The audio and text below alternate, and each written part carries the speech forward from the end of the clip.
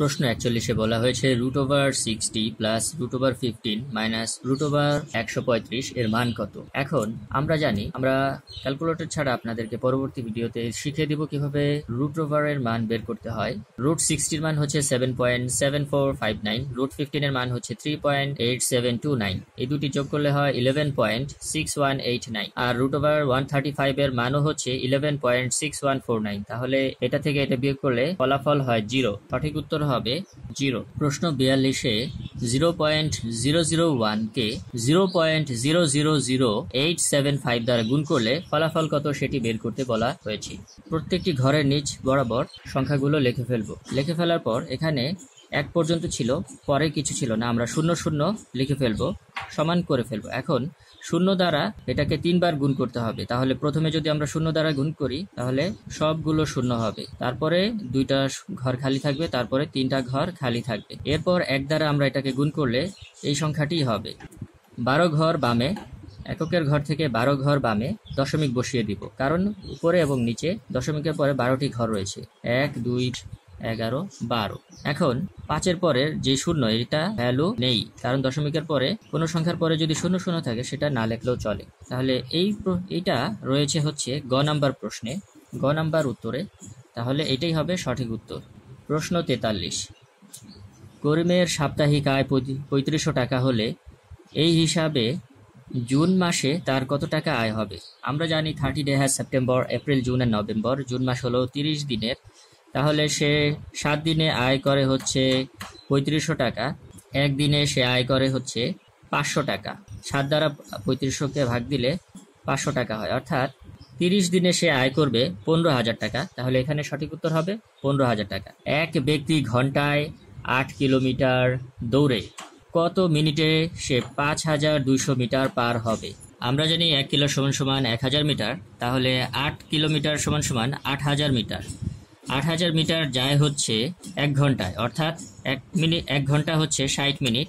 তাহলে 1 মিটার যায় হচ্ছে কত, 60-কে আমরা 8000 দ্বারা ভাগ করলে সেটি পেয়ে যাব। প্রশ্নে যেহেতু চেয়েছে 5200 মিটার পার হতে কত সময় লাগবে, তাহলে আমরা 1-এর নিচে 5200 দ্বারা লিখে ফেলবো। তাহলে এখানে 5200 দ্বারা গুণ হয়ে যাবে। 0 0 0 0 কাটা, এই 0 আর এই 0 আমরা কেটে দিতে পারি এবং 2 দ্বারা উপরে নিচে আমরা ভাগ করে দিতে পারি। 2 দ্বারা যদি আমরা 6-কে ভাগ করি, উপরে থাকে 3 আর নিচে থাকে হলো 4। 4 দ্বারা যদি আমরা 52-কে ভাগ করি তাহলে হয় 13। তাহলে তো এখানে কাটাকাটি করলে হয় উপরে 3 এবং 13, 3 এবং 13 গুণ করলে হয় 39। 39 হবে এই প্রশ্নের সঠিক উত্তর। প্রশ্ন 45-এ একটি বৃত্তের ক্ষেত্রফল 16 বর্গমিটার দেওয়া আছে এবং পরিধি আছে 8 মিটার হলে এর ব্যাসার্ধ কত মিটার হবে, অর্থাৎ আমাদের কাছে আর এর মান জানতে চাওয়া হয়েছে। আমরা জানি বৃত্তের ক্ষেত্রফলকে এ দ্বারা area equal to pi r square এবং পরিধির সূত্র হচ্ছে 2 πr। এখানে এর মান দেওয়া আছে, অর্থাৎ বৃত্তের ক্ষেত্রফল দেওয়া আছে 16 এবং পরিধি দেওয়া আছে 8। তাহলে এইটা ইকুয়াল টু সূত্র অনুসারে লিখতে পারি পাই আর স্কয়ার, আর নিচে হচ্ছে পরিধি 2 πr। এখন আমরা যদি উপরে নিচে কাটাকাটি করি তাহলে হয় উপরে থাকবে আর, পাই কাটা যায়, আর কাটা যায়, উপরে থাকে একটি আর নিচে থাকে 2। আর এখানে 16 মধ্যে 8 যায় 2 বার, তাহলে দেখা যাচ্ছে এই পাশে রয়েছে 2 আর ওই পাশে রয়েছে r/2। এখন আমাদের r এর মান জানতে চাওয়া হয়েছে, তাহলে এই 2 ওই পাশে চলে গেলে 2 এর সঙ্গে গুণ হয়ে যাবে। তাহলে r ইকুয়াল টু 2 × 2 = 4। সঠিক উত্তর হবে 4। a + b + c যদি 9 হয়, a² + b² + c² যদি 29 হয়, তাহলে ab + bc + ca এর মান কত। তাহলে আমরা সূত্রটি দেখে নেই। a + b + c হোল স্কয়ারের সূত্র হচ্ছে a² + b² + c² + 2ab + bc + ca। এখানে a + b + c এর মান হচ্ছে 9, তাহলে এখানে এটা আমরা লিখে ফেলি 9² এবং a² + b² + c², অর্থাৎ এই পুরোটুকুর মান হচ্ছে 29। আর এখানে থাকে হলো 2 ab bc ca। 9 9 গুণ করলে হয় 81, আর 29 সমান ওই পাশ থেকে পাশে গেলে প্লাস চিহ্ন মাইনাস হয়ে যাবে, -29। আর এখানে থাকবে 2 ইন্টু ABBCCA। এখন আমরা 2ABBCCA কে এই পাশ থেকে এই পাশে লিখতে পারি আর এটাকে এই পাশে নিয়ে যেতে পারি। এখন 81 থেকে 29 যদি আমরা বিয়োগ করি পাবো হলো 52। এখন দুইটাকে আমরা ওই পাশে, যদি এ পাশে গুণ আকারে আছে ওই পাশে গেলে ভাগ হয়ে যাবে, তাহলে AB plus BC plus CA equal to 52 ভাগ 2। 52 ভাগ 2 ইকুয়াল টু, তাহলে AB plus BC plus CA এর মান হয়ে যাবে 26। সঠিক উত্তর হবে 26। প্রশ্ন 47-এ x⁴ প্লাস x² প্লাস 1 এর একটি উৎপাদক যদি x² প্লাস x প্লাস 1 হয় তাহলে অপর উৎপাদকটি কত হবে সেটা আমাদেরকে বের করতে বলেছে। তাহলে অপর উৎপাদকটি আমরা বের করার জন্য যেটি করতে হবে সেটি হচ্ছে, এখন আমরা x²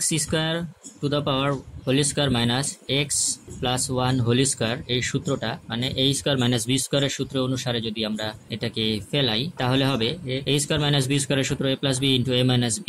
তাহলে প্রথম সূত্রটা প্লাসের হলে পরের সূত্রটা হয় মাইনাসের। যেরকম a² a প্লাস b, এটা হলো a আর এটা হলো b, তাহলে x প্লাস 1 এই উৎপাদকটা আমরা পেয়ে গিয়েছি। তাহলে আরেকটি উৎপাদক হবে কি x² মাইনাস b।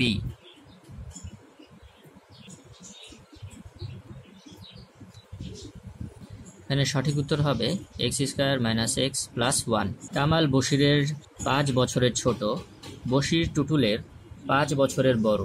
কামাল ও টুটুলের বয়সের পার্থক্য কত? তাহলে এখানে বলেছে কামাল বশিরের 5 বছরের ছোট, বশিরের বয়স যত তার থেকে কামালের বয়স 5 বিয়োগ করলে কামালের বয়স বের হবে। এখন আবার এখানে বলেছে বশির টুটুলের 5 বছরের বড়, তাহলে টুটুল হলো এমন যার বয়স বশিরের থেকে 5 বছরের ছোট, মানে কামালের বয়স। এখন প্রশ্নে বলা হয়েছে কামাল ও টুটুলের বয়সের পার্থক্য কত? তাদের দুজনের বয়সই সমান, তাহলে তাদের বয়সের মধ্যে কোনো পার্থক্য নেই। সঠিক উত্তর হবে 0, তাদের বয়সের মধ্যে কোনো পার্থক্য নেই। 1, 2, 3, 5, 8, 13, 21, 34 ধারাটির পরবর্তী সংখ্যা কত? এখানে দেখা যাচ্ছে ফিবোনাক্কি সংখ্যা। পূর্বের সংখ্যার সঙ্গে পরবর্তী সংখ্যা যোগ করে তারপরের পদটি বের হয়। 2 যোগ 1 3, 3 যোগ 2 5, 3 5 8, 8 5 13, 13 8 21, 21 13, 34, 34 আর 21 যোগ করলে হবে 55। তাহলে সঠিক উত্তর হবে 55। 50 2 মাইনাস 5 মাইনাস 12 মাইনাস 19 ধারাটির 12তম পদ কত? 50-এর সঠিক উত্তর হবে -75। 0.9623 মাইনাস 31 সমান সমান কত? অঙ্কটা আমরা এভাবে করতে পারি। এটা যেহেতু মাইনাস আছে, 31কে আমরা যদি প্লাস ধরি আর এটাকে যদি মাইনাস ধরি, পরে আমরা উত্তরটাকে ঘুরিয়ে দিলাম, অর্থাৎ বিয়োগ করে দিলাম, তাহলে মানে প্লাস থাকলে প্লাস মাইনাস উত্তরটা করে দিলেই হবে। তাহলে এখান থেকে যদি আমরা বিয়োগ করি 0.9623, তাহলে হবে 31-এর পরে আমরা শূন্য দিব, দশমিক দিয়ে শূন্য দিব, এবং নিচে দশমিকের পরে যে সংখ্যাটি বিয়োগ করতে বলেছে সেই সংখ্যাটি লিখে ফেলবো 9623। তাহলে 10 থেকে 3 বিয়োগ দিলে হয় 7, হাতে থাকে 1, 2 আর 1 3, 3 যদি 10 থেকে বিয়োগ দিই থাকবে হলো 7, হাতে থাকে 1, 6 আর 1 7, 7 যদি আমরা 10 থেকে বিয়োগ দিই থাকবে হলো 3, হাতে 10 মিলে গেলে 0, হাতে থাকে 1, 1 1 বিয়োগ যদি করি তাহলে হবে 0 এবং 3। তাহলে সঠিক উত্তর হচ্ছে, এখানে মাইনাস চিহ্নটি দিয়ে দিব, 30.0377। সঠিক উত্তর ক। কোন ক্ষুদ্রতম সংখ্যাকে 12, 15, 20 ও 25 দ্বারা ভাগ করলে প্রতি ক্ষেত্রে 11 অবশিষ্ট থাকে? তাহলে এই তিনটি সংখ্যার লসাগু বের করে ফেলতে হবে। তাহলে আমরা উৎপাদকের বিশ্লেষণ করে ফেলি। 2 দ্বারা যায়, সবচেয়ে ছোট সংখ্যা দ্বারা ভাগ করতে হবে। 2 12-এর মধ্যে যায় 6 বার, 15-এর মধ্যে যায় না, 20-এর মধ্যে যায় 10 বার, 25-এর মধ্যে যায় না। এখন আমরা 5 দ্বারা ভাগ করে ফেলবো। 5 দ্বারা যদি ভাগ করি, 6-এর মধ্যে 5 যায় না, 15-এর মধ্যে যায় 3 বার, 10-এর মধ্যে যায় 2 বার, 25-এর মধ্যে যায় 5 বার। এখন দেখা যাচ্ছে 3 দ্বারা ভাগ যাবে। 3 দ্বারা 6-এর মধ্যে যায় 2 বার, 3-এর মধ্যে 3 যায় 1 বার, 2-এর মধ্যে যায় না এবং থাকে হলো 5। এখন 2 দ্বারা ভাগ যায়, 2 2-এর মধ্যে যায় 1 বার, 1 2 2-এর মধ্যে যায় 1 বার এবং 5। এখন গুণ করলে হয় 2 × 5, 5 দুগুণে 10, 3 10 30, 30 দুগুণে 60, 60 এবং 5 যদি আমরা গুণ করি 300, তাহলে অবশিষ্ট থাকবে 11। 300 সঙ্গে 11 যোগ করে দিলে হয় 311। সঠিক উত্তর 311। পিতার বর্তমান বয়স পুত্রের বর্তমান বয়সের 4 গুণ। 5 বছর পর তাদের বয়সের সমষ্টি 60 বছর হলে পিতার বর্তমান বয়স কত? যেহেতু পিতার বয়স পুত্রের 4 গুণ, তাহলে পুত্রের বয়স x হলে পিতার বয়স হবে 4x, এবং তাদের বয়সের 5 বছর পর তাদের বয়সের সমষ্টি হবে 60 বছর। তাহলে পিতার বয়সের সঙ্গে যদি আমরা 5 যোগ করি এবং পুত্রের বয়স x এর সঙ্গে যদি আরও 5 যোগ করি, তাহলে 5 বছর পর বলা হয়েছে তাদের বয়স হবে 60 বছর। তাহলে 5 এবং 5 যোগ করলে হয় 10, আর 4x প্লাস x হচ্ছে 5x ইকুয়াল টু 60। 60 থেকে 10 বিয়োগ দিলে হয় 50, কারণ 10 প্লাস আছে, ওই পাশে গেলে মাইনাস হয়ে যাবে, এ পাশে থাকবে 5x। তাহলে x ইকুয়াল টু হবে 5 দ্বারা 50কে ভাগ করলে হয় 10, অর্থাৎ পুত্রের বয়স হচ্ছে 10 বছর, পিতার বয়স হবে 4x ইন্টু 4 × 10 ইকুয়াল টু 40, অর্থাৎ পিতার বয়স হবে 40 বছর। কোন ত্রিভুজের 3টি বাহুকে চক্রাকারে বর্ধিত করলে কোণের সমষ্টি হবে কত? 360 ডিগ্রি। বৃত্তস্থ চতুর্ভুজের একটি কোণ যদি 70 ডিগ্রি হলে বিপরীত কোণটির মান কত হবে? বিপরীত কোণটির মান হবে 110। 37 ডিগ্রি কোণের বিপরীত কোণ কত? 37 ডিগ্রি। শূন্য কেন্দ্র বিশিষ্ট বৃত্তে বিসি চাপের উপর কোণ বিএসি হল পরিধিস্থ কোণ। বিওসি 110 হলে বিএসি কত? আমরা জানি বৃত্তস্থ কোণ পরিধিস্থ কোণের অর্ধেক, তাহলে 110-এর অর্ধেক হবে 55। এটি হবে সঠিক উত্তর। কোনো বাগানের দৈর্ঘ্য 20 মিটার এবং প্রস্থ 10 মিটার হলে ওই বাগানের ক্ষেত্রফল কত? আমরা জানি আয়তক্ষেত্রের দৈর্ঘ্য ইন্টু প্রস্থ, তাহলে দৈর্ঘ্য প্রস্থ গুণ করলে বাগানের ক্ষেত্রফল হবে 200 মিটার। 220 × 10 হলো 200। প্রথম 10টি স্বাভাবিক সংখ্যার গড় কত? অর্থাৎ 1 2 3 4, 1 এর সঙ্গে 2, 2 এর সঙ্গে 3, এভাবে যোগ করে যদি 10 পর্যন্ত আমরা যোগ করি, তাহলে আবার 10 দ্বারা ভাগ করি, তাহলে গড় হবে 5.50।